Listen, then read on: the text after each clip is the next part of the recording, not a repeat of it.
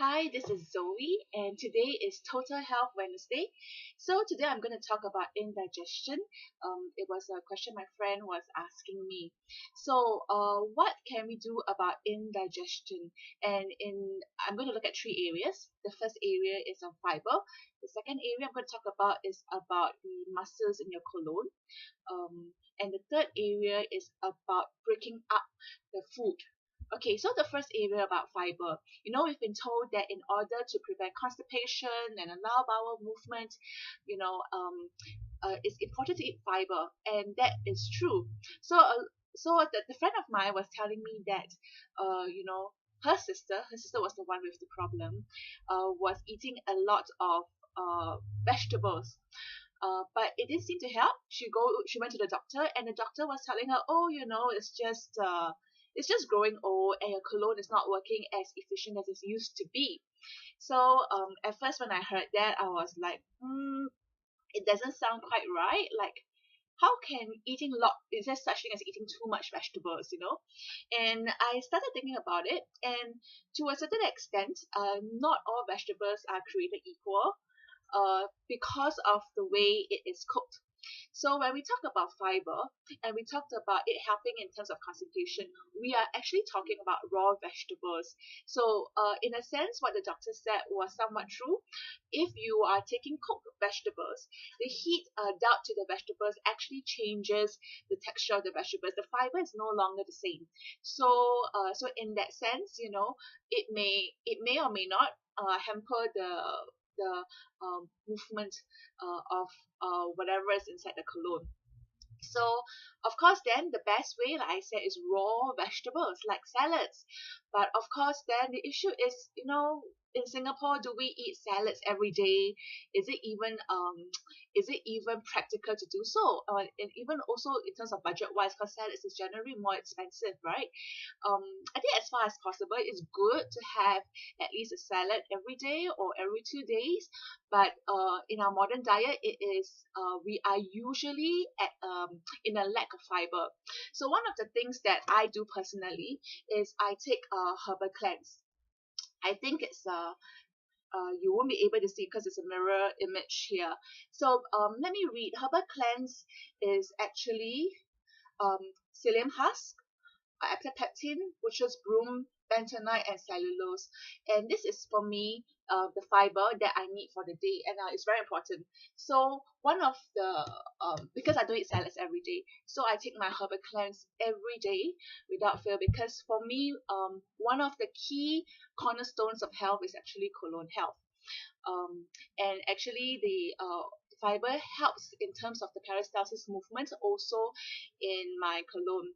And as a side note, it also actually helps in terms of lowering my cholesterol.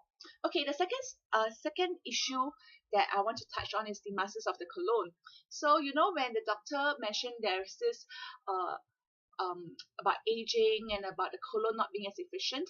And yes, to a certain extent it's true, because how our digested matter or indigestible matter actually move along the colon to be at last deposited in the rectum and then out of the body, and it doesn't move of its own, right? The colon actually has muscles, and there's a wave-like movement, and that is how the colon actually moves the indigestible matter along. So one of the ways to help is, of course, to strengthen the muscles, right? But how do you exercise the muscles in the colon? I mean, you can't really do that. One of the ways is not to exercise so much, but to feed the colon. And what we use is actually vitamin C. So vitamin C, get the good quality ones, right? It's actually very good for collagen. And this goes towards also in terms of our colon. So that helps to keep the so-called muscles in the colon still practical, functional, avoiding the so-called wear and tear. Another way would be, but this is a side issue, it's not really colon, but doing a coffee enema. When we do a coffee enema, that's actually for liver cleansing. The caffeine actually helps stimulate the movement of the colonic muscles. Okay, so that movement we call peristalsis movement. So having that, moving along, actually I think helps in the whole getting rid of the bloating issue and all. Okay, so the third area I want to talk about is breakdown food. So generally, generally just common sense, you don't eat food too late at night. Okay, you don't eat too much meat because that's harder to digest. All right, but let's say, you're out for a buffet.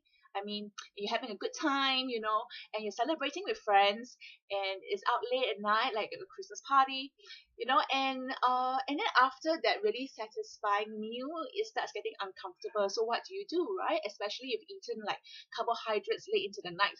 So one of the ways that we recommend is actually to get enzymes.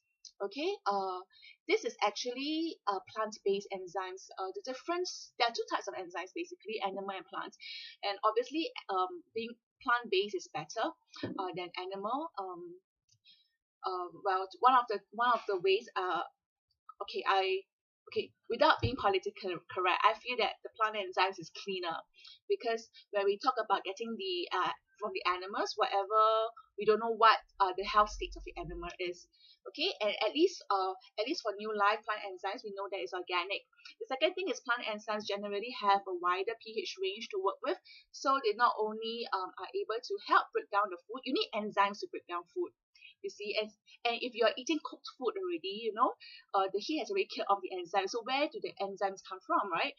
It may come from the salads you've eaten, which is not really sufficient. So generally, we are in deficit of enzymes in our modern diet, and this is what we take. And so the enzymes work.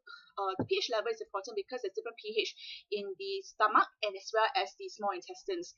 So the pH level for plant-based enzymes, this one, is actually much wider than the animal. So it can work both in the digestion within the stomach and also within the small intestines as well. And this is really helpful. I take it, when I have rice at night, or I have a supper at night, or when I feel bloated. The enzymes is not only for indigestion, it's actually, we also use it as part of a cancer therapy. So so this is how you can deal with indigestion. So just to recap, okay, if you want to deal with indigestion, you take more fiber, so you can take more salads, or the shortcut way is to take herbal cleanse. Okay, the second way is to take vitamin C, just to help your muscles along. And the third way is to take enzymes. Yes. Alright, so I hope you find this video useful. If you do, please put your comments below, or if any questions, feel free to message me, and subscribe to my YouTube channel, and I'll see you in the next video.